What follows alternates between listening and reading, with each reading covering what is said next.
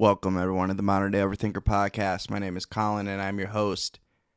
This week's episode is with Cody Fournier. He is a therapist on the NoCD platform, treatmyocd.com, if you want to check it out. We talked about him becoming a therapist and how that came about, him becoming a OCD therapist that specializes in ERP, which is called Exposure Response Prevention Therapy, and his journey.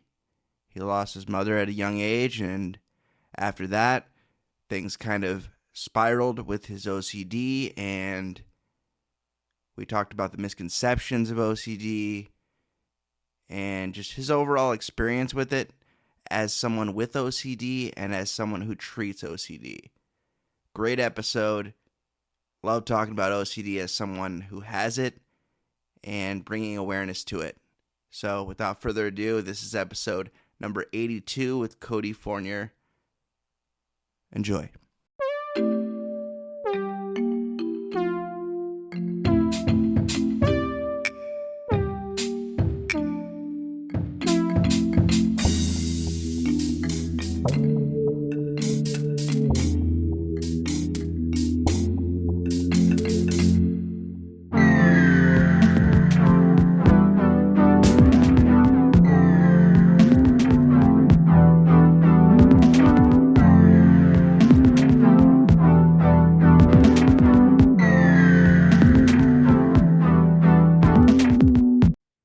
Appreciate you being here, Cody. Yeah, anytime. We're going to talk about one of my favorite topics and one of my least favorite topics at the same time, OCD. Yes. And we were hit with the OCD train around the same time. It seems like within our lifetime. Hit you around, you said 15? Yep. I don't know if I had too many. I can't even remember what I did yesterday, but I don't know if I I understand. probably had some tendencies before that, but I don't, it wasn't as bad until that. That's when it became very apparent that Yeah. something was going on. Yeah. Yeah. So I wanted to give you the opportunity to introduce yourself, let people know who you are, what you do, and we'll kind of go from there. Yeah, well, I appreciate it. Thank you for having me on this podcast. Again, my name is Cody Fournier. I am a licensed independent clinical social worker for the state of Massachusetts. I currently reside in Rhode Island, but I'm, like I said, licensed in Massachusetts. I am an OCD and anxiety specialist and specialize in the treatment of ERP. So I work for NoCD. So I see a lot of individuals diagnosed with OCD and related disorders. And I absolutely love it. NoCD has been amazing to me. I get to help a lot of individuals diagnosed with OCD, just like you and I. And yeah, super, super rewarding. Also, a little bit about me. I started, like you said, having symptoms when I was around 15 after my mom passed. It kind of hit me really, really hard. And then, like we said prior to this podcast, that I ended up going through so many different subtypes up until even now. So I'm hoping that we can kind of get into that. And again, I'm very, very excited to be here. Yeah, it's awesome, man. It's always good to talk to somebody else that can truly understand OCD, because there's a lot of misconceptions out there, and we'll get into the misconceptions in a little bit, because I always like talking about that, because I really like being able to advocate and talk about what OCD really is in the life of someone who has OCD. So kind of started, you said, right when you were right around 15 after your mother passed. And what was the first thing you noticed that was kind of going on? Where you're like, this doesn't seem right. Something, I need to get this checked out. Yeah, which is actually, now that I think about it, what is I remember happening actually before her death is, I want to say I ended up having like a magical thinking type of thought, in the sense of just full disclosure, she was an alcoholic, so she drank. So growing up, it wasn't the best environment to be around. So I was like, her condition and stuff like that. So I think it was either the day or two before she actually passed. I was like, what if something happens to her? And then that's within the next day, or like I said, I can't remember exactly, but before the actual passing, I had that thought. So I think after she passed, I think that started to be like, okay, what did I do? Or what Yeah. did, in not more of like I blame myself, but more of like, okay, is there any, that's a coincidence, or trying Hmm. to even ruminate on that. Yeah. But Questioning, doubt. yeah, exactly, exactly. But what really kind of, besides that, kind of jumped off was like I started doing a lot of perfectionism type of things in sports, just to kind of control the situation, because I love playing basketball, and if I end up having a good game, or if I did really well in a sport, I would try to do everything I did to emulate that. Excuse me. So I would wear the same jersey, the same socks, shoot a Mm, certain way, anything to make sure like I did the exact same thing, um, which was very distressing, because sometimes I would have to do these for hours. Where my friends would be like, what are you doing?" And I'm like, "I don't know. I feel compelled to do this." And they're like, yeah. "What the heck?"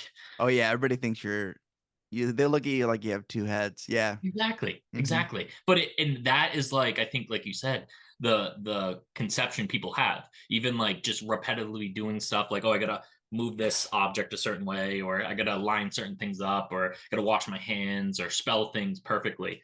But that's like so far from what actual OCD is. It's a It's just like a piece. little glimpse. Yeah, because it's more about what's behind that. Like, Yeah, why are you doing this? Like, yeah, what's the cause of you wanting to have everything perfect, or the rituals? Yeah, the rituals, that when you bring that up, that reminds me of like baseball players who have to do like they like check the gloves and then yeah. like do the yeah, that's like one easy thing I can think of too. Like if somebody's trying to, get a glimpse at what that looks like, It just an idea. it's like superstitions on steroids, Yeah, basically. it's Yeah. super superstitious. Yeah. Yeah.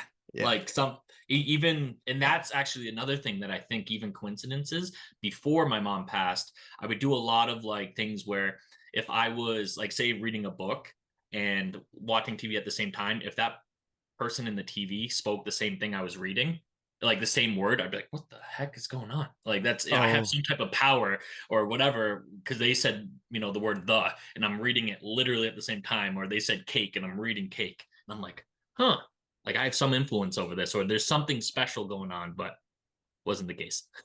yeah. Yeah, it's a lot of I mean, that's why the podcast is called Modern Day Overthinker. It's based off of OCD because I am an overthinker, and that's what OCD does to you. It makes you question and doubt just the littlest things, and it's usually something as ridiculous as, yeah, having to wear the same jersey because you had a really good game, and then Yeah. or checking things so many times because it's not right. It has to be just right, and you have to get that special little feeling Yeah. for you to move forward and go about your day and do what you have to do.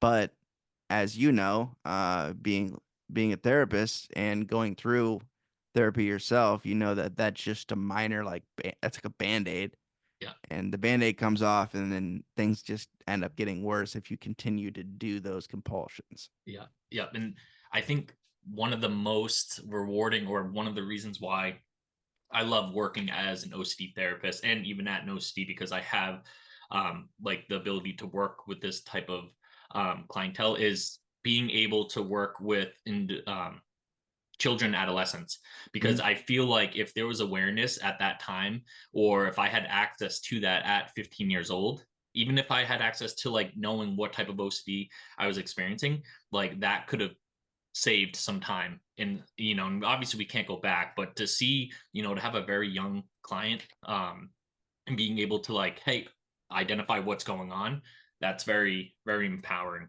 Just because for you and I, if we would have, like I said, we can't go back, but if we would have got the help then who knows, how strong OCD could have went, but we don't know. But it's a Yeah, very, very rewarding experience to hit the young population. So exactly. Yeah, and yeah, because yeah, I can only imagine what things would be like if I would have started doing ERP earlier.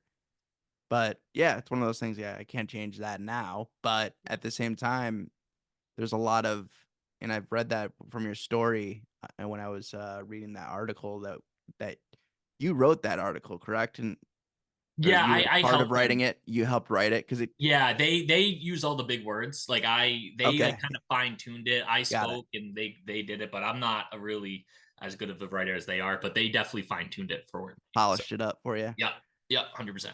But I saw within the story is, which is a common thing, and I'm pretty lucky that it wasn't as common with me, but being misdiagnosed.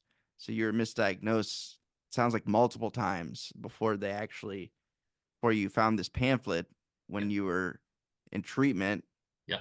and you're like, oh, this makes more sense than what they've been telling me. So how did it? What were some of the I'm just curious. What were some of the diagnoses before that? What did they think Yeah. going So on? they never really, oh, I didn't mean to interrupt. They No, you're never good. really came out in the sense of like you have this and this. It was Okay. more of like we're gonna give you medication because we Hmm. think it might be, a bipolar or schizophrenia or Yeah. something. Yeah. And um so that, like I said, they started with that, and then a lot of the therapy I got just was continuously challenging my thoughts and just making me doubt even more and more and more. But yeah, I initially when I went into basically I went to a psych ward not knowing what it was because like Hmm. yeah it's gonna be okay, you're gonna hang out with your not friends but you're gonna hang out with people, do groups, play sports. I go in there and they're like, oh, take your shoelaces off. I'm like, what the heck am I in here? Am I in prison? Yeah. But again, looking back, it probably saved my life because I got a pamphlet that talked about the harm OCD that I was experiencing. But definitely, I could always dwell on it, but that definitely was a turning point in my treatment. Not from the people that were there, just from a little pamphlet that one of the therapists I think gave me because Yeah. we had to attend group. So, and I'm like, I'm reading something. I'm not going to just sit here and you know Stare at the not wall. do anything. Yeah. And how long were you in there for? I think altogether it was probably around a week. I Okay. got there on like a Friday. I think the attending doctor wouldn't be there until Monday, so I kind of had to wait all the way until Monday. Yeah, Um, it's always yeah, frustrating. and Yeah. then we came off the medication, and then we went back on. So I was on Zoloft. They tapered me off. They gave me, I want to say, antipsychotic. I was drooling, basically tying my shoes with my mouth, and then I'm like, I'm good. So they put me back on Zoloft, and then they waited a couple days, and I got discharged. But it's all voluntary until, um, yeah. Besides like the beginning, I believe. So So at what age was that? Because uh, that was around 21, 21, okay, 22. So so you had a good, not a good, but like a solid 5 years of 5, 6 years almost of dealing with it, and just like kind of it was a complete mystery. It seemed like from yeah, that.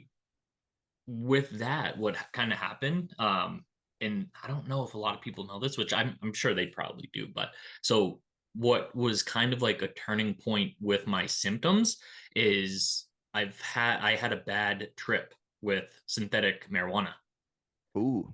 and that's what end up triggering the harm OCD. Because prior to that, I never experienced panic attacks, and I never had like feeling the dissociation or anything. It was more like I said, the just right perfectionism. For me, that was a little distressing, but that was tolerable. It was until I started that I had a really bad trip because my friend's like, at my friend, he's like, yeah, it's kind of like a cheaper marijuana, and I never did drugs. Like, I experimented, but I was very into sports, so I couldn't, like, if I was a runner, I'm like, I can't do anything like that can kind of mess it Yeah. up. So I ended up doing that, and basically, I had a panic attack. K2, was it K2? Yeah, it was spice. Is that the same thing?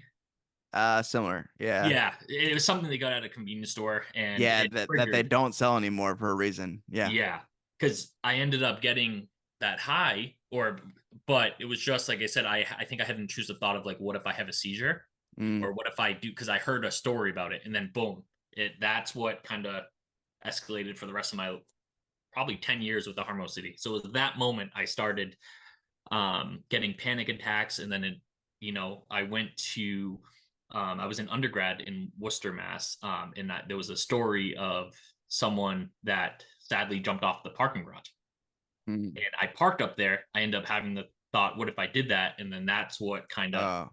triggered all of the harm OCD. So So it was more of a self-harm OCD. That's how yeah, it started. Yep. Okay. And then a little bit of like, round knives and having all these intrusive images and all that fun jazz. But it was a lot of self-harm and a lot of, harming others or driving and harming others and stuff like that. All stuff that obviously, as you and I both know, is against our values. We love people, or I love people. I'm sure you love people. We would Yep. never want to do that. But OCD wants to try to test us. So, A lot of tests. Yeah.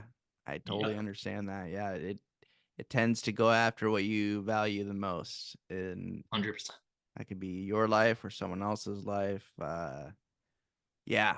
I've also kind of throughout the years, like, yeah, my Harm OCD has gotten, it started off more as like I wouldn't call it Harm OCD, but I've told this story before, but for any new listeners, basically how mine started was based off of a photograph, like back when digital pictures weren't a thing, but Well, you had to get developed. This was, yeah, because this was like when I was 13, 14. I think were And you riding on a dinosaur up yeah, at that time? That's a long time ago. a long time ago. Yeah, it's weird. But our school had just gotten a new playground and they wanted to take a picture for the yearbook with like each of the classes. And I went to private school, so it wasn't like a bunch of people in my class. Yeah. So each like grade did their own like picture or whatever. This is how I remember it anyway. And yeah, I remember having one of my first intrusive thoughts was, what if I flick off the camera? Like I obviously didn't want to flick off the camera. Yeah. Yeah. Um, it was like, but I knew that if I did that, I would get in trouble. And the fear was like Yeah. getting in trouble and like disappointing my parents and all this stuff. And that was like where it started. And back then, obviously the photo wasn't digital. I couldn't just look at the photo and be like, I didn't Yeah. do it. Yeah. I had to wait like 2 weeks, Oh, and it was at least 1 or 2 weeks. I don't remember exactly. It felt like a million years, yeah. Yeah. but until that photo got developed to literally look at it and be like, oh, I didn't actually do that. Yeah. Um, but there was still part of me that like was like, whoa, your fingers kind of like raised up a little bit there. Maybe you almost did it. Yeah. It was like Yeah. that's where it started and just kept Yeah. spiraling from there. Or like maybe they didn't catch, maybe you did it and then they took a picture after and they really Yeah. didn't catch you, flicking off the camera. Where when I was in high school, I was probably flicking off the camera, but Yeah. different themes, different Yeah. things. Different themes. Yeah. I wanted to do that. Yeah, Yeah. right. That's a different, that was me lashing out and being, yeah, and being a teenager. There's a difference there for sure. Yeah. Yeah. But yeah, this was not something I wanted to do at all. Yeah. So I would like I had an issue with pictures for years. I would like clench my fists Yeah. and like make sure like for sure I wasn't doing it. There Yeah. wasn't any indication that I was even attempting to do it. Yeah. And yeah, that's how it started and kind of spiraled from there. So yeah, that's not something I would wish upon anyone, that's for sure. And that's where like the misconceptions come in. And I see like people talking about OCD or casually talking about OCD or like saying, "Oh yeah, that really bothers my OCD," when they're not even diagnosed OCD, and Yeah. you just like want to flip out Or when flick them you off, yeah, right? or flick them off when you hear that because you're just like so frustrated. Like if you only knew, and you feel like, and then you also feel like, oh, I also don't want to complain about it. I don't want to be that guy. Yeah. But at the same time, like there's people like really struggling out here with like what they call pure OCD Yeah. because they had to put the pure on it just to make sure people know Right. that it's real. And yeah, so one of my questions for you that I really wanted to get your response to was, as somebody that deals with OCD themselves and also helps people with treating OCD, what is something you would say to somebody who had a misconception, who really didn't understand OCD? If you could define it like very easily and very simply for somebody, how would you define OCD for someone who really just didn't know? Yeah. I would first say look up OCD on the internet. Just type in OCD, and Yeah. you're probably going to find OCD. And I'm not doing this to broadcast OCD, but talk about all of their different symptoms in Yeah. OCD subtypes. So like first, just get the real, physiological terminology down. Like look up OCD. There's so many good influencers out there or the different companies, agencies that can actually describe what it is and like understand that process. Hmm. But I think you said it perfect in the sense of like you would not want to wish that upon anyone. And I think in OCD, it's just like an overactive watchdog that is just constantly making sure you're safe, but at your expense. And so the first thing I would do is go online and look up what OCD is, because the biggest misconception, like you were saying, is like, oh, I'm just so OCD.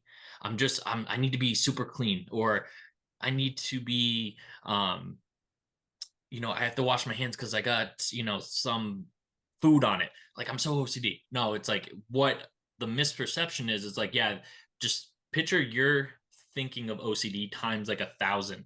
And then Yeah. that's what probably the true definition is.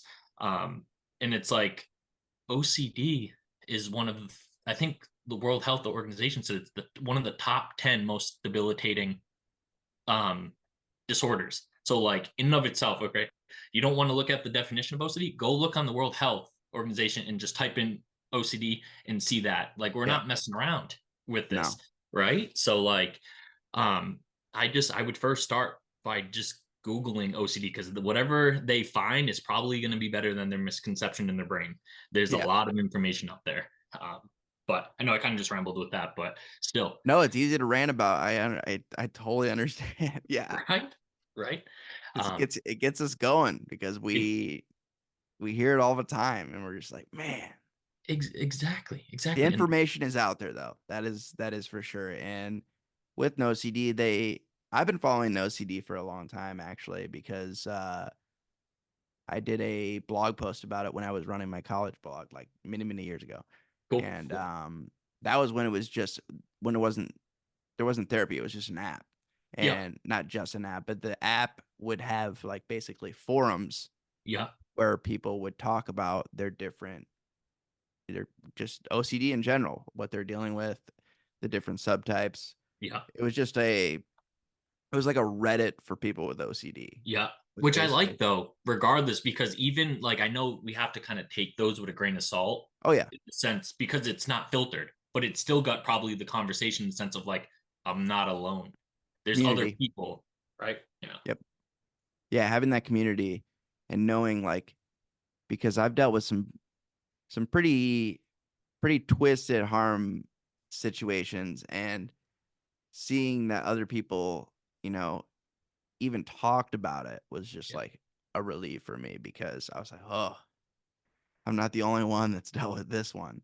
yeah. Because like I said before, my OCD's evolved into finding the worst things it could think of to latch onto and start doubting basically. I 100%. mean, the best way I've heard it described is like OCD is the doubt disorder. You just Yeah, doubt.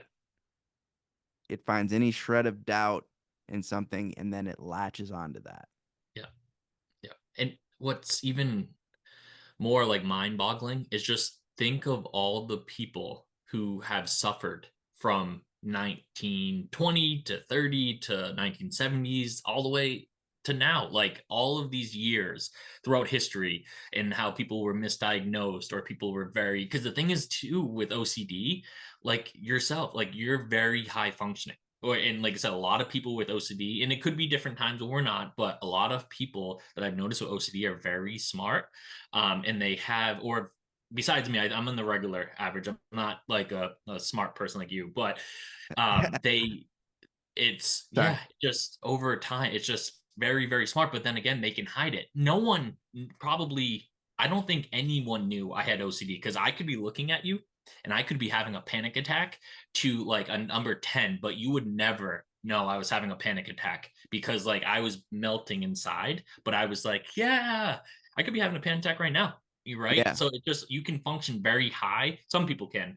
some And people that's, can. I think, not a good thing for some, because yeah, it's gotten me pretty far in life to what I wanted. But then again, I've suffered a lot because it's very easy to hide. So I don't know if you ever run into that. Like people might not have known right away that you had some of those OCD things. Oh yeah, I've thrown people off so many Yeah, times, yeah, like new friendships, and I haven't ruined any friendships, but I've had friendships where I got close with somebody and I was like, hey, like this is something I deal with, and they're like, whoa, I didn't even know, like, have any idea, like, and yeah, a lot of people think I'm this like happy, carefree kind of guy, but like behind the scenes, like it's not always like that. Um, yeah, I have my days, and sometimes I have my weeks, and it just really depends. It's not as bad as it used to be, but I still have time periods where I'm like, oh man, this is still a big problem. yeah, And yeah, but I'm really good at hiding it. I was really good at hiding a lot of things yeah, for a long period of time. Um, because yeah, you don't want to, and it's hard to explain to people. It's like, it's very, especially when you get into the Harm OCD stuff and explaining it to people and them not calling the cops on you, or like yeah. calling the psych ward and trying to get you committed Exactly, because exactly. they don't, you have to like, it's exhausting to explain the whole process to somebody and like, this is what I deal with, but this is no, this is why. Yeah, I don't really want to do that. And then yeah, they're like, I've even yeah, had some people like where they didn't really understand, and they where I was like, ooh, I shouldn't have told them that probably because they don't really totally yeah, get it. yeah. But Yeah, and all the sentences or phrases that would end with what you just said, like I feel like I've every time I was talking to someone, I had this, but no, I wouldn't do this. I promise I wouldn't yeah, do this. yeah, you have to And like like, confirm that yeah, with them. Yeah, yeah, yeah, like just make sure no, no, you're not calling the police, right?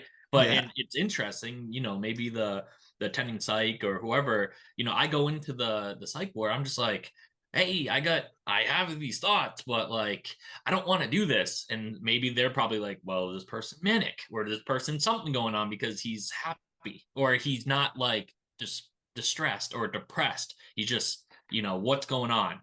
So and I think sometimes it's like, okay, let's give him a medication to make sure we don't have any liabilities on our hand because he's talking about suicide stuff and yeah, yeah, jumping yeah. off stuff. Like, let's make sure. But nope, that was not the case. But That happened to me when I didn't get committed, but when I went to the ER, I went to the ER one time. Uh, and I was, yeah, when the Harm OCD kind of evolved and just getting darker and darker, and there was a it all stemmed from like one person, and I had to explain for the first time to anyone yeah, what was going on, and that was in the ER, and they were like, well, we have to tell somebody that you're having these thoughts about harming this person. I'm like, oh, god yeah, damn. Like, you got to be kidding me, because I don't want to do any of this. Like, it's not yeah, like, yeah, it's not like I was, yeah, it was just like having to explain that. And luckily one of the nurses got it, and she's like, everybody has thoughts like that. It's yeah, the thing like that about the thoughts though, is like people have like, can have a bad thought, or, a sick thought or something, whatever, and it just goes away. But if you have OCD, you're like, what was that?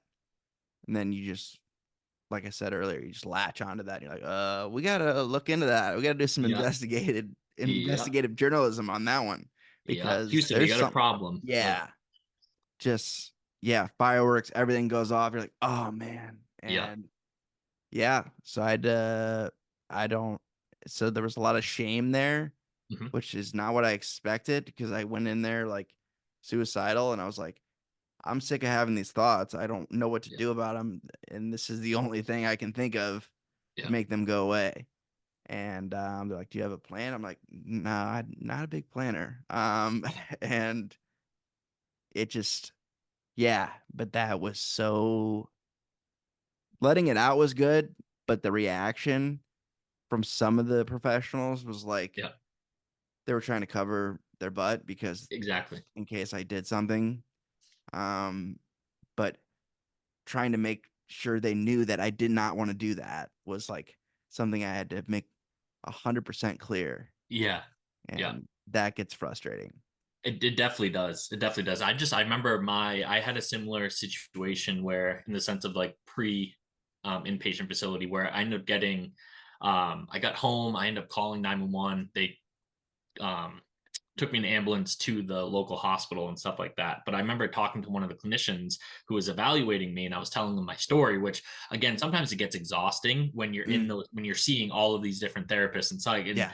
especially if they don't know what you're talking about. But I kind of it was interesting because before my Harm OCD, I was telling the clinician about my perfectionism, and when I was in like towards the end of high school, like if I didn't know a definition of a word, I would try, like I needed to know. And I just was doing the compulsions that was doubting and doubting and doubting. So I told him that initially before the Harm OCD. And Yeah, what he just to give them a little a little, yeah. And what the ease thing is, into what it. he came back and said was, you must have a good vocabulary. I'm like, yeah, well, I was distressed the whole time I'm doing that. So thanks for, validating that. But that's not the point, the fact that I was doing these rituals. But it Yeah. was just interesting how even that he was trying to, be facetious or anything. But I was like, okay, you're gonna laugh at my suffering. Like I'm not looking up words Yeah. because I want to, right? But again, even the Harm OCD, just telling my story over and over, and I don't think anyone knew about like the Harm OCD, what I was talking about, because, and that was like even all the way up until I actually met an OCD therapist. It like all of the therapists that I went through, 3 to 5 therapists, even like psychiatrists and X, Y, and Z, all of them I talked to, I don't think saw that as OCD, and it's just And was some of them absolutely even said they specialize in OCD, probably too. no, no. Oh, and sometimes people would say, yeah, yeah, like, oh yeah, people have those thoughts. We They can do throw it. this. They throw it in there. Yeah, like Yeah, yeah. which nope. Just use these, just think of, good thoughts when you're having harm thoughts. I'm like, okay, I did, but that's not working. So what else we have? Oh, Just I don't know. Let's give you a medication. just let them pass. Yeah, let them pass. Like, no, I'm gonna pass on you. I'm going to another therapist because you're not Yeah. helping. Yeah. Exactly. Um, Yeah, it's frustrating. Yeah, and explaining the story over and over and over again. Yeah, since you had to go to different therapists, and yeah, like I said, I was really lucky that the first it was only one time I was misdiagnosed, and it was right away. I saw a psychiatrist, and within like 15 minutes, she was like, "Oh, he's bipolar," and my parents were there because I was underage, and they're like, "No, like we know bipolar. He's right? not bipolar. We Yeah, don't know." They didn't really understand OCD yeah, at that time. They do yeah, now. yeah, Um, but yeah, they're like, and they're like, "No, we know that's not right. We're going to somebody else." And then yeah, thank God I saw somebody else, and he was like, yeah, "Yep, this is OCD." And he didn't. It wasn't really ERP though. It wasn't. I don't think what anything that I did was like making it worse, but like he kind of knew. But it was also like at the same time, I feel like there's been so much research and so much done within the OCD community, within just in general, within the mental health community about OCD, and OCD has been huge for that. They're like one of the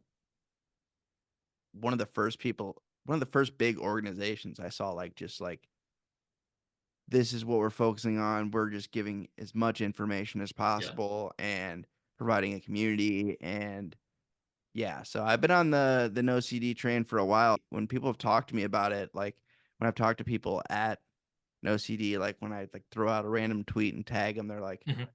they're like, yeah, we really appreciate it. I'm like, yeah, I mean, I'm just paying it forward, really. I mean, because I really respect what they're doing. The thing, like people say they specialize in it, but do they actually specialize Well, in yeah, it? And that's another. Yeah, yeah. that's a You'll whole, see. yeah, You'll run into that with just therapists in general. Like they'll that's what have I mean. they'll have that OCD keyword in there. It's like, do you really know? Like, Yeah, that you that's gotta for look for it. me.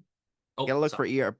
For those listening, you gotta look for ERP. Like, Exactly. if they don't say anything about ERP, exposure response prevention, they probably don't know what they're talking about. Exactly. Exactly. And a couple other one, like there's inference based CBT, which is up and coming. That's a really Okay, good one too for cognitive. individuals with like taboo. thoughts, and stuff Okay. like that. So I haven't done it, but I have watched some of their videos. If you go on their site too, they're awesome. So that's another realm that's coming up, on top of like the ERP. But ERP is the gold standard, and it's helped me tremendously. Exposure and response prevention, but Yeah, absolutely. Because um, yeah, and then and I've seen No CD grow so much like over the yeah, last few years. It's been like they've really been, yeah, just yeah, the growth has been like insane because I know obviously they've been around for a while, but just within the last couple of years, I just like seeing their social media everywhere, and like yeah, then they got Howie yeah, Mandel, and I was like, yeah. I haven't all met him right, yet. I want yeah, to. yeah. Um, I was talking to somebody over there, and I was like, they brought up Howie Mandel, and they're like, yeah, we probably can't get him on your podcast. I was like, yeah, I kind of figured that. yeah, I'm like that not makes sense. I'm not unrealistic here. Like Yeah, that would be awesome, but right. Who knows? You never know though. Maybe he sees it and he's like, hey, at some point maybe. But I think he is one of those people like his time is very valuable. So I get it. I it'll get it. probably cost me something, and I'm not gonna pay people to be on my show. I You can't do that. shouldn't have to either. You shouldn't No, have to. I'm not going to. No, I You think pay me that's in how. cookies. Oh, sweet. I got a Sure. buddy actually that's trying to perfect. Shout out to Zach Vaughn. My buddy is working Nice. on perfecting a chocolate chip recipe, chocolate chip cookie My recipe. man. He's like on it. Like he's one of those people. Like if he does something, he does it like 1,000%.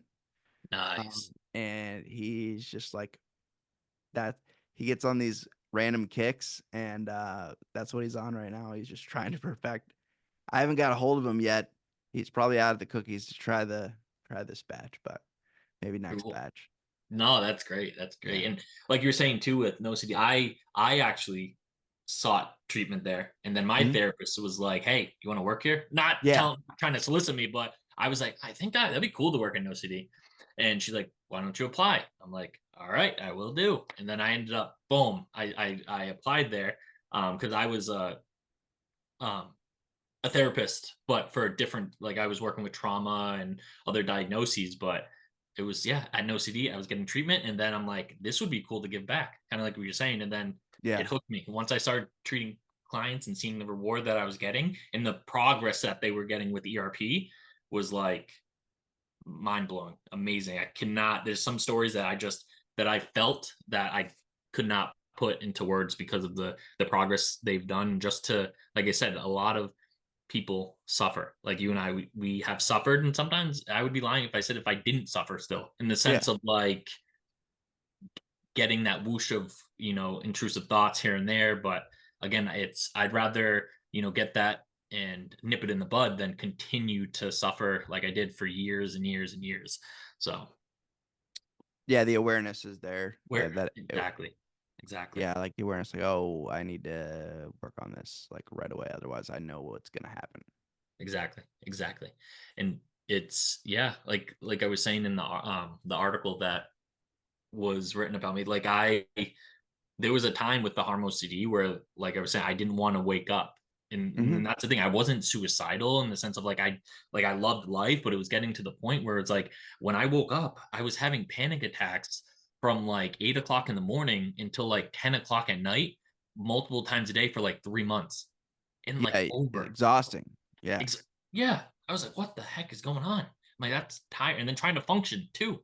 yeah. Like, Wearing that mask too. Yeah, because you're trying to exactly. blend in and make sure nobody knows what's going on. Yeah, Exactly. like I Exactly. don't want to have to explain this to anyone.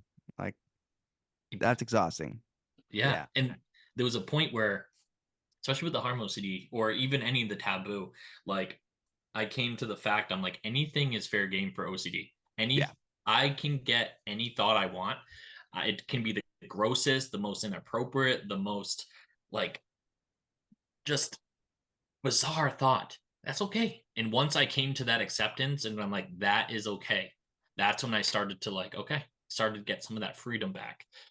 Where once, I noticed the processes that I was doing, and a lot of times the reassurance, the avoidance, and the distraction, and that kind of stuff. Like once I knew, all right, I need to nip those in the bud or reduce them. When those thoughts came up, and I had to be there and sit with it and not try to, you know, push it away. But once, like I said, once I was able to be like, anything is fair game, bring it on, let's go. I'm down. That's when my brain started to say, like, the watchdog in my brain said, okay, I think Cody's not, in danger because he's getting that corrective experience and he's responding differently while that false alarm is going on. So once I kind of let anything come up, I'll have those thoughts nowadays, or like I'm on the couch and weird thoughts come up, and I just cool. That was a great one, OCD. Awesome. I'm still going to eat these 40 cookies Yeah. while having these intrusive thoughts. So bring it on. Sounds good. So Yeah, it's just you don't get stuck. yeah, And like I had a situation earlier where I like froze up, like legitimately, like my body was like just like didn't know how to act. Like yeah, it was, yeah, scary. You just like get in so deep into your head yeah, and frozen, and just like that loop yeah, yeah. starts going, and it It just kind of like throws you off. 100%. I think with Harm OCD, I feel like there is an element of OCD plus panic disorder equals Harm OCD. And the reason why I say that is because for me with Harm OCD, my biggest thing was losing control. What if I lose control and do something against my will and harm someone? Yep. And losing control is a big panic disorder symptom. Like, oh, what if I lose my mind? Not in the sense of like the harm part, but more of like, I feel out of whack. I feel like something's going wrong, I'm going to lose control and do something. And what is very interesting or very scary, and for me, when I was experiencing really heightened harm OCD, is that panic would come on top of the intrusive thoughts that would make those intrusive thoughts so real, and having Hmm. those intrusive urges and intrusive sensations, all of these things that can come besides just intrusive thoughts, make me like, why am I having these? I'm going to lash out and do something. But that's your brain just tricking you, and sitting with those feelings and being like, I'm going to allow this to pass. I'm not going to try to push this away. I'm just going to sit with this. Usually it starts to come down, or you are able to tolerate it a little better. It's two Hmm. different goals in therapy nowadays, but anything like that, like for you, like where you just felt like you were going to lose control. Yeah, that was today. Yeah, That that was happened. today. Oh, with that pen. Yeah. Yeah. Yeah, that literally happened today. Yeah, I was just like, ah. And I haven't had it happen. Well, it happened. It doesn't happen as often as it used to. But I've been also stress causes it, Yeah. heightens it. Been under a little more stress lately. Having a lot of it's like good stress though, like Yeah. opportunities and things like that. And it's like like it's like my mind just wants to just like burn it all to the ground. Yeah, yeah. It's really interesting you say that because, like, I look for four things in me, and also there's another thing I'm going to say. So when it comes to stress, caffeine, sleep deprivation, and alcohol consumption for certain people, like I Hmm. said, any of those four things, those are exacerbators in my opinion. So if I'm feeling a little more, I'm like, is it good stress, bad stress? What's going on? And those are the type of things in my environment that I try to control like the best I can. Because obviously we don't want to push away thoughts and X, Y, and Z. But like if Hmm. I can get good sleep, yes. Or if I don't get good sleep, I'm like, okay, today's going to be a little more stickier in my brain. But also with those factors, another thing is like with excitement, I feel like my OCD can be triggered with excitement because it's similar to anxiety. Those feelings are kind of like the Hmm. same anxiety and excitement, but it's your perception of it. So even coming on to see you, my thoughts were going up a little bit because I'm excited. I'm anxious a little bit because Yeah. I've never done this. So like any big stressors, I got married in October and my wife didn't run. So I was like, it's gonna be great. She actually wants to marry me. Those stressors like Yeah. definitely increase the stickiness, but it's just we got to look out for those. We got to look out for those. Yeah, we have to be mindful of that because yeah, and I feel like it's like yeah, my OCD tests me more. I feel like when something really good is about to happen, Yeah, or yeah, like you were saying, like it like doesn't understand the difference in excitement and panic, I guess. yeah, And yeah, and sometimes it's like I don't even want to be excited about this. It's like my Yeah. body like goes into defense mode. Like we're not going to be excited about this because we're just going to keep going because. And I'm not even saying like I think about this. I think it's just my body like just like is in defense mode. Yeah. Yeah. Or if, you're having a good day, and I see it all the time. I've experienced it too. You're having a good day. You're not really distressed, and your body's like, bro, why are you having a good day? What Yeah. do you agree with your thoughts now? Like that kind of that backdoor spike for OCD, What like, can we do to ruin this? right? Yeah. Exactly. Or we're gonna catch you off guard and be like, you're too calm. Like that, there's something wrong. Like you're definitely there's definitely something like no, but we're not you, or for me, and I'm sure you too, like we're not used to feeling probably like some sense of normalcy or some sense of like calmness because our brain Yeah. can like all over the place. And then once you get that piece a little bit or that taste of it, your brain starts to worry about worrying. It's like, what the heck? We can never win. Yeah. Yeah. It's wild. Yeah. Because sometimes when I'm like, yeah, it was actually happened when I was leaving the gym today, and I was like, had a really good workout, but I was kind of exhausted after that. And Yeah. that's when it like I was like, yeah, really good workout. And then all of a sudden, like, well, nope, let's just cancel that out. And Yeah. I was like, damn it. So yeah, and that's another reason why I've gotten back into therapy because it's been happening more lately because I've had a lot of I guess yeah, more good stress than bad stress Yeah. going on. And yeah, it's not those thoughts, those compulsions are not going away, and I'm kind of I've been feeding into some more than others, and it's like I don't want to like this is just gonna get worse if I don't start talking to somebody about it and start working on it because I've been there before. It's Mm. just happened many times. I mean, like we were both talking about it, we've dealt with this for years, so we know what to look out for. Yeah. Yeah. And yeah, it's hard seeing some individuals where like they initially get that spike of OCD, like where they've never experienced it, but it's Mm, so real and or like so new to them. Where for my OCD, like when I was 15, it kind of progressively got worse. But I knew like for the most part at 50, like when I was in my 20s, I'm like, okay, I had OCD since I was 15. So I'm pretty sure this is something. But some people that will even at different ages will get some of those symptoms and will kind of like blindside them, and they're like, what the heck? But that's where I'm glad that there's a lot of education out there, because the internet is at your hand, so you can type in something and people can get treatment a lot easier than even 10 years ago. um but yeah, it's very very nerve wracking for people to initially start having symptoms. And if oh I yeah. could give any advice for someone that's in like treatment, or the one of the biggest things is like we have to feel emotions, like, and we have to not try to push away certain things. So like our brain is going to always send us all these, as these scary thoughts or taboo thoughts or whatever thought it is. But like when we don't work towards actually showing our brain that we can learn to be with that fear, that's going to be a problem. We have to sit with that emotion, or to show our brain like we can tolerate that emotion. I think society in general, or a lot of people, they don't want to feel anxiety, or when panic comes up or anxiety comes up, the first thing they want to do is push it away, or Yeah. they start to see like anxiety as being connected to something that's real. Like, I feel anxious, therefore there's a problem. But Hmm. it's not always a problem. We're supposed to feel anxiety, just not 24/7. We're supposed to do it when the bear is in the room, not, or a bear is chasing us, not when Yeah. we're, at the gym going home and then all of a sudden we have a whoosh of anxiety. But Yeah.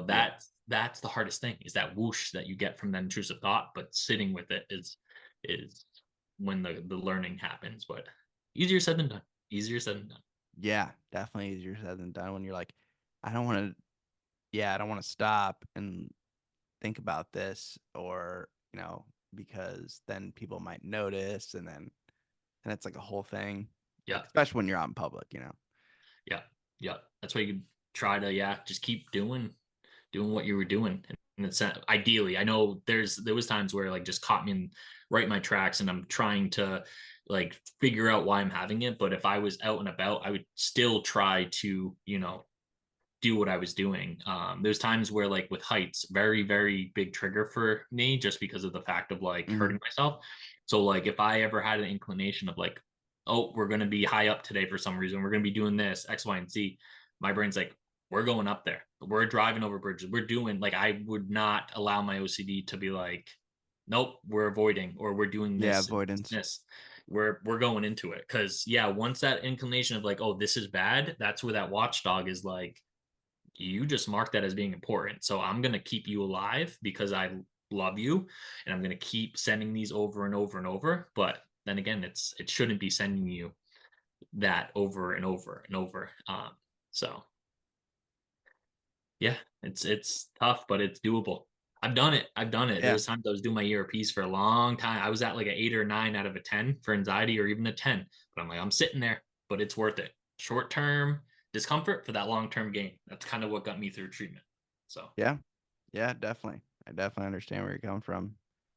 Um, yeah, the ruminating is the biggest one for me. Is just like something happens and I just continue to like replay the scenario in my head and like I could have done that. I didn't do that right.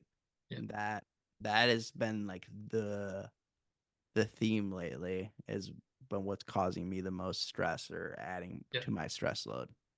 yeah. We try to like we were saying before, like look at the process instead of the content, and that's what's like interesting about OCD. Everyone's OCD is different, but Mm-hmm. sometimes you have the subtypes, but it's not really always about the content. It's about the processes behind it, what we're doing, and what we try to resist those ruminations and um, try to resist, doing the distractions and all that stuff, because those are the processes, the reassurance seeking. Those are the processes. So like with even rumination, like non-engagement type of responses are really good to try to nip it in the bud, so then your brain doesn't consistently go down. Yeah. Because once you throw something like a wrench into that cycle, yeah, you're probably going to feel a little anxious or very anxious, but you're still showing your brain, hey, I can change up the narrative a little bit. Like I don't need to do a compulsion, but it's hard. It's not easy. Yeah.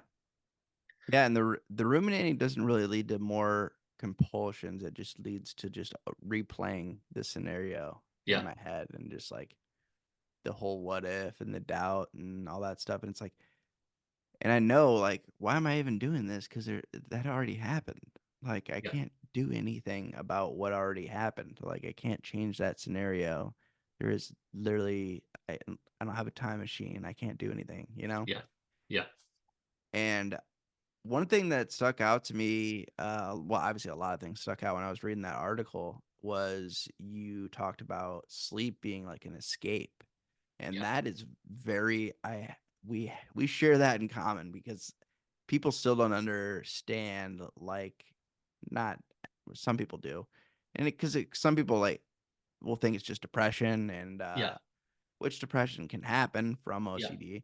It yeah, can lead to depression, but sometimes, yeah, it's difficult for me to get out of bed because I know how exhausting my day is going to be. yeah, Like my body already like just knows that what I'm gonna have to deal with, especially if I'm in like OCD compulsion mode. yeah, yeah. And yeah, it's because you always like with OCD, you have that force that's like kind of going against you in the sense of like your body is always going to want to do a compulsion because like you're getting that relief. Like it's just easier to do a compulsion than to sit with it.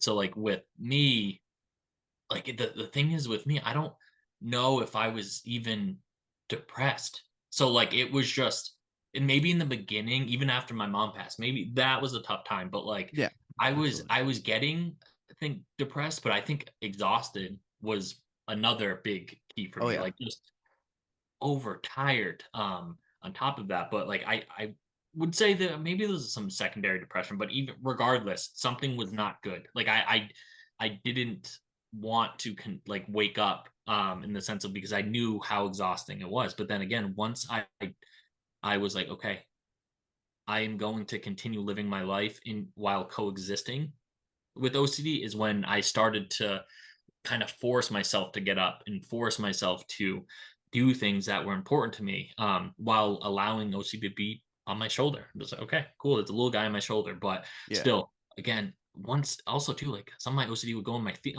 my dreams. Like I'm Oh like yeah. sleeping, like dreaming about my OCD. So I was having no respite. I was like, I wake up, OCD, go to bed, OCD, uh, Mm-hmm. everything OCD. I'm Just like, stay up as late as you could. yeah, right. Because I'm like, if I go to, it's like Freddy Krueger, like I go to sleep, Yeah. the OCD Krueger is coming at you. It's like, oh, jeez. Yep.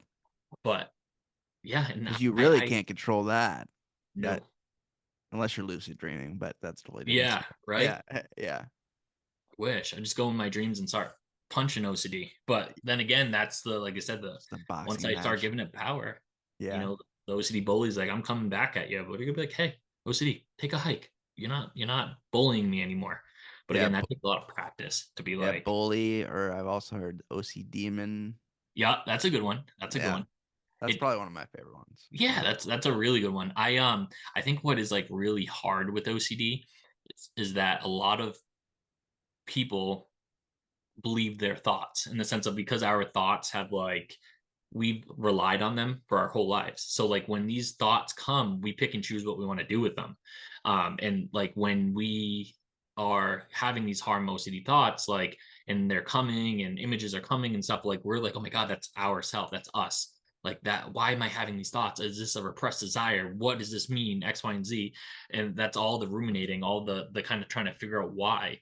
But it's we don't always have to believe everything that comes in our brain just because your brain gives you a gross scary image and you try to go back and try to like why and replay it it's like that's giving it power, but still we have believed our thoughts for so long, but we don't have to believe our thoughts because sometimes we look through the lens of OCD, but once we start taking our those glasses off and seeing OCD as a separate externalized being or part of your brain, that's when we start to have more of a choice. So Hmm.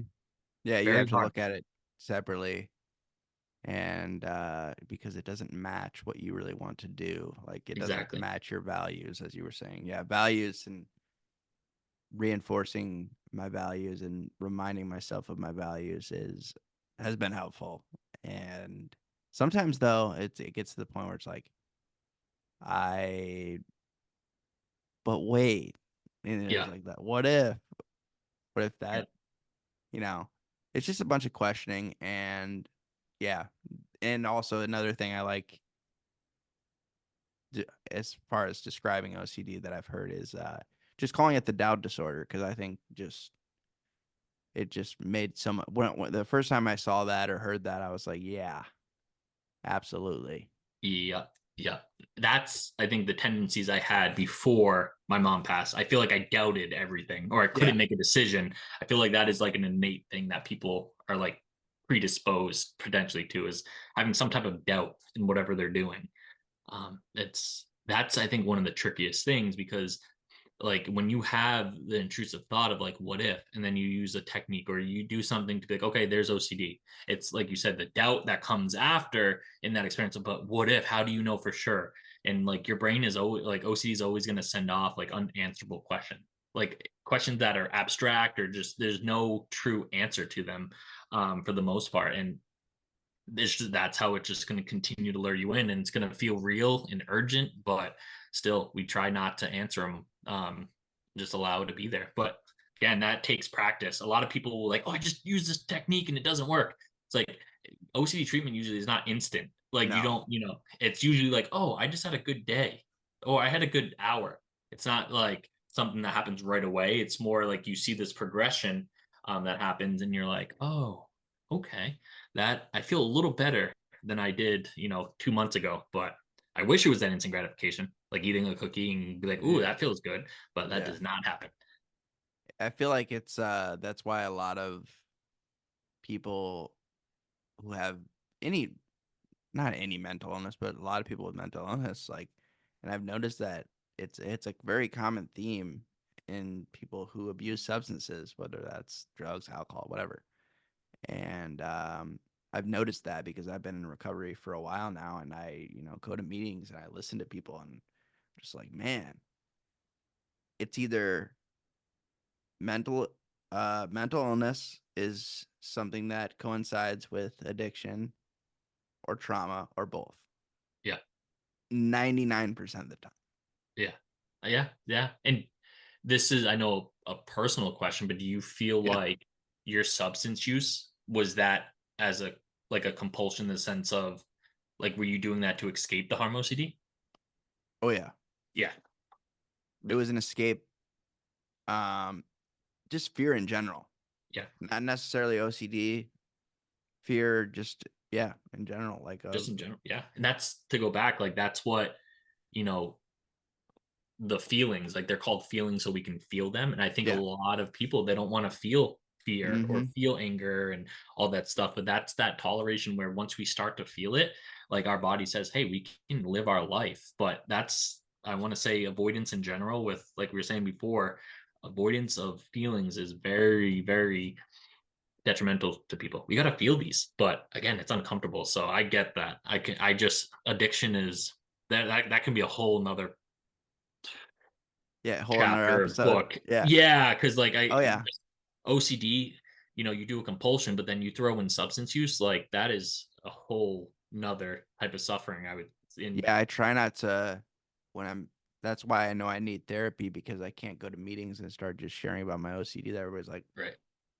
"Yeah, I can't relate to that. Where I Like, what the what is yeah, it? like Maybe they can. Who knows? But some still, of maybe them, maybe one yeah, of them but will listen. I get it that's though. not what the meeting's for. It's like, I gotta not separate myself and, Yeah, act like, because we all had our, reasons for whatever we use. That's the thing is like with addiction, and I always try to talk about addiction as much as possible because a lot of people have misconceptions about that as well. yeah, They just think, oh, this person isn't mentally tough enough to, handle substances in moderation or whatever. But no, most of those people are escaping something. yeah, And it could be something they don't even know what they're escaping. It's but once you actually take the substances away and start looking at it and start feeling feelings and really diving deep into things, you start to realize, oh, this is why I was that way. This is why I was doing that. And being able to see that is very rewarding. And it's almost like it's a superpower. And sometimes it's annoying, but it's it's nice to be able to really enjoy and you enjoy more of the little things too when you're not avoiding things or because that's just another way of avoiding things is using substances. That's just another way of escaping. exactly, exactly. And yeah, I don't think the article mentioned this, but my mom actually passed away from addiction. That's what Yeah, happened suddenly. She was an alcoholic, and then over time, like it just caught up with her. And you're supposed to, you like know, cirrhosis or like no. So you with in substance world, like when you're coming off of like alcohol or benzo, like you need Valium, you need oh she those was withdrawing. she was withdrawing. Yeah, she would kind of like detox, and sometimes she went to Yep. detox, and she was an amazing mom, but um she would try to do it on her own and without knowing. And but then the doctor's like, if you keep having seizures, and that's why I would Yeah. see her have seizure. If you keep having seizure, like it's gonna be harmful. And that's what Yep. happened. She ended up having seizure, and then she passed away. But that I have a theory, because I was, like I said, 15. A lot of the times, a lot of my memories were of her drinking, like as I got a little older, like 13 to 15 and stuff like that. But I have a theory that she had OCD, and that what her drinking was doing was acting as a compulsion, because she would drink every day. But I don't know if it was OCD or just anxiety. But again, Yeah. that it's no joke. So like when people say like things about addiction, I take that personally because I saw someone lose their life because of maybe not getting the right help. So like when you say that, I'm like, I can definitely feel that's very strong. And that's, like I said, I don't, it's just a theory. I think there was other stuff going on, but Oh yeah, again, obviously. Yeah, it anxiety and stuff, like people want to drink for a reason to get rid of that, but there's so much more out there, which, I'm glad yeah. that you're doing good things because you're doing amazing things. I appreciate that. And the thing is that I like to talk about too is like alcohol just specifically like the the just the our society's gotten better at it. I've noticed more people like going the sober route just for health reasons. Yep. Yep. And but alcohol is so bad, man. It's I'm not saying like no one should ever drink or whatever. I'm not gonna be that guy, but Yeah. there's people that can, socially drink and live their life. There's a lot of people that can do that, obviously, but it's such a bad substance that has ruined so many lives. It's like, when are we gonna actually look at that a little bit further? I feel like it's looked at, but not enough, because at the same time, it's big business, a lot of Hmm. money. There's a lot of money in alcohol. Yeah. And the convenience of it is a scary, It's scary thing. everywhere. Yeah. Like, that's what It, most people, I mean, most people who relapse, even if they weren't even a drinker, they're like, yeah. well, this is right there. Yeah. Yeah. That's what I've noticed. A lot of people I've known, or I do know, like that will be the the drug that will get them to continue to relapse even more. Like they'll get 5 nips for $5, and then they start going and X, Y, and Z and doing Oh other yeah. drugs.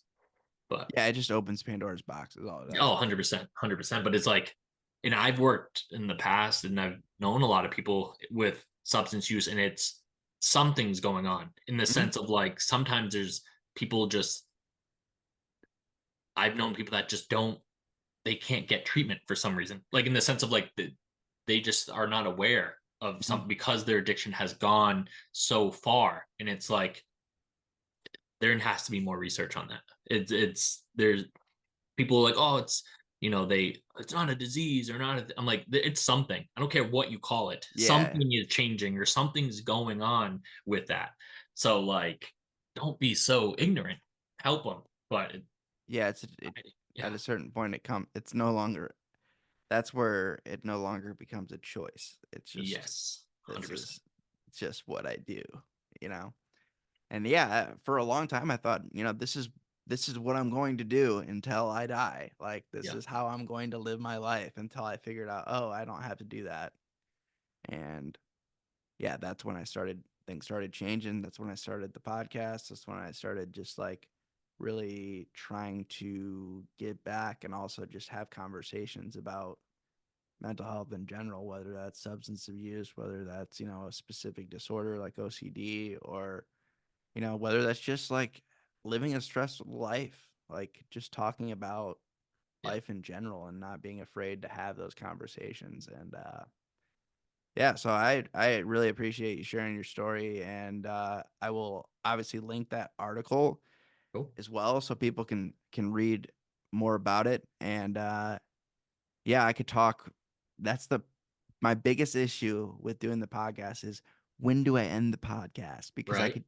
Because I get these people on here that are interesting like you are, and I just want to talk to you and just like continue to like, Yeah. because we could jump through so many different hoops and avenues and could just go forever. So I have to find a point where I'm like, okay, we should probably wrap it up. We all have lives. We got things to do. And also, I'm not Joe Rogan. No one wants to listen to me for 3 hours. Hey, Fair you never enough. know. Never know. Yeah. I But don't want to listen to Joe Rogan for 3 hours. So I don't know. Like, I way get too it. long. It's way too You're long right. for an episode. Um, But the thing is, though, like with technology, have me back anytime you want. This was even therapeutic for me because I talk about my OCD. So, like, I'm no, I always agree. a call away. I can talk for hours. So, literally, anytime you want, roll me on. We'll just talk about a different topic. Like I said, this is not the end of the discussion, I would think, even though, I got to Oh, go absolutely. eat some cookies. But anytime you want, Yeah. come I'm on. about to go to my parents' house for dinner. Oh, heck yeah, free meal from the parents. I love it. I go to my dad's and I'm like, can I get some toilet paper? Can I get some chicken? Can I get something? Groceries are tight these days. I'm like, just give me something. He's like, all right, I got you. I like you more now that you moved out. I'm like you too. But no, Yeah. anytime you want, literally hit me up. I will come on a podcast, and because I have, like I said, a history of PTSD, generalized anxiety. Anxiety's been better, OCD, and other stuff. So, like I said, pick my brain, I'll pick yours. But anytime you need me, it was a pleasure being on here. I have, like I said, an Instagram. It's not as cool as like other influencers, but you got to start somewhere. So I'm just throwing some True. education on there. Yeah, it So looks like you're.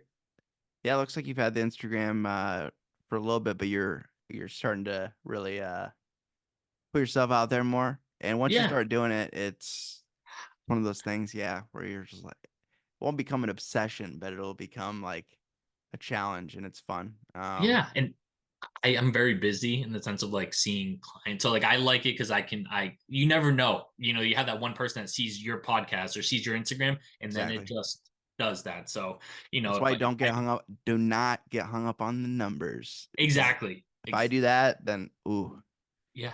Like yeah, even if it was like, two people following me, because my dogs, I think my wife made them Instagram accounts. Even if they were following me, like, yeah, hey, cool. All right, I got 2 followers, but I really don't care. Someone can find those posts. So just keep doing what you're doing. Now, like I said, I'm gonna do what I'm doing. And if I don't go in yet, it doesn't matter. I'm not trying to make money from it. Like I just want yeah, to do exactly. awareness. But like I said, anytime you want me, send it out. I'll be here. Sounds good, man. Well, yeah, I appreciate it. It's always good to have somebody else that I know within the community that has OCD as well, just like as another peer in general. Yes. Another Um, male peer not, as well. yeah, which there's not as many of them. Ton of women killing it Yeah. with the influencer game, but yeah, there needs to be more of us dudes talking Yeah. openly about this. Yeah. And the thing is, though, there's so many female influencers there, but that are way better at therapists than I. Like, I've learned probably from all females. A couple males, but like the Yeah, girl game is crushing it. I yeah, just wish more males will talk about their OCD as well, because I think that's liberating for some. it is. Yeah. And it's been helpful for me to even just talk about it with you, like you were saying. So I appreciate it. Cool. But yeah, we'll go ahead and wrap things up here. But I appreciate you being on, Cody. And until next time, this is Colin from the Modern Day Overthinker podcast signing out.